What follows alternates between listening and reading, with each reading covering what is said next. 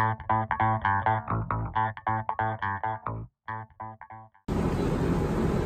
guys, so I have this Rainbird sprinkler controller, and I'm going to be replacing this with a smart Orbit controller, and the other one is Wi-Fi control. This is not Wi-Fi. For you to make this Wi-Fi, you have to add remote and things like that, and still it's not a Wi-Fi, it's a remote. So I just want to get rid of this. It used to be one of the high techs, but not anymore since we have the Wi-Fi's now. So I'm going to go ahead and disconnect this one first, get this out of the way, and start undoing my wires. So these are the module for the zones, how it's supposed to be. And you can see whoever wired this before didn't really do a good job. Seems like, you know, they are jumping off a few zones together to come on, so they're not individual. So you can see this guy is connected together, these two are connected together, and these two. So it seems like it might have 6 zones and they're just all tied together, but we're gonna make this nice and clean. There is a sensor right here. I may not use the sensor because the new device I have is a smart device which gets the weather update. So we're gonna go ahead and undo this thing and just take everything apart and rewire the whole thing. So stay tuned. Okay guys, so I took this whole thing off, basically undid all the wiring connection, and just make sure you turn off your breaker for your AC, and this is the 120 AC. This is the wire coming from, you can see right there, the sensor, and these are the wires for the zone, and we're gonna need to connect this later on, so you can, this is all low voltage, so that's a good part. If you have a hole like this, make sure you guys fill this out with some kind of foam. You know, I'm gonna go ahead and clean all this out and install my new box for the smart controller and go from there.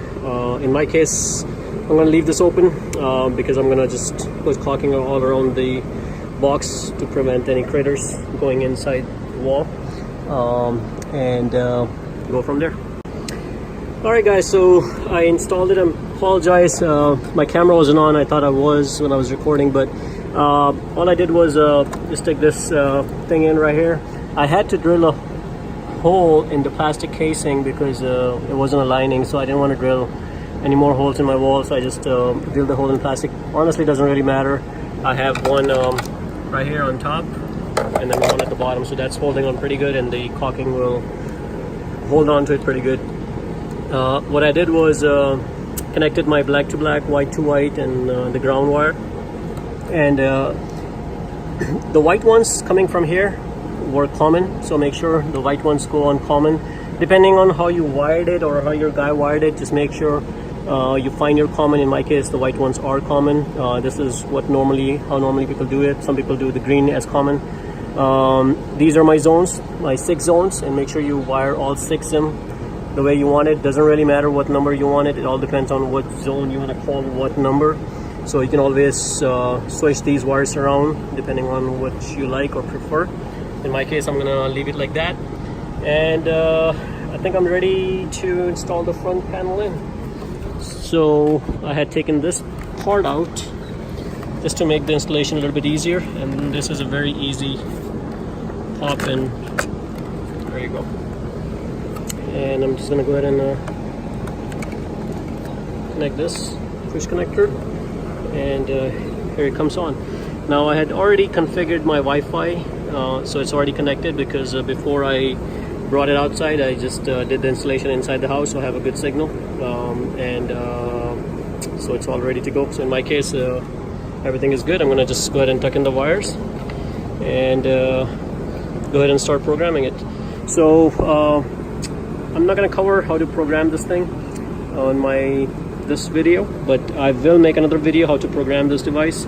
If you look at the bottom below, I'm going to post it once the video is ready. I'm going to post a link in the comment section, in the section below, so you can check out how to set it up if you're looking to set it up. But basically, this is how you do the entire setup for this one.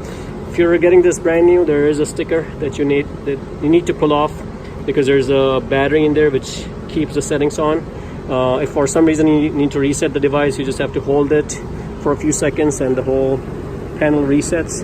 But in my case, it's already set up. I would highly recommend you set this thing inside the house so you don't end up doing it outside. Sometimes the setup is much easier when this device is closer to the Wi-Fi router inside the house, and then you can bring it outside and it catches. So guys, so that is the end of my installation, and when they make things pretty later on. But hopefully this helps you guys installing your new b-hyve Wi-Fi controller. If you like the video, please subscribe to my channel and like the video. Thank you.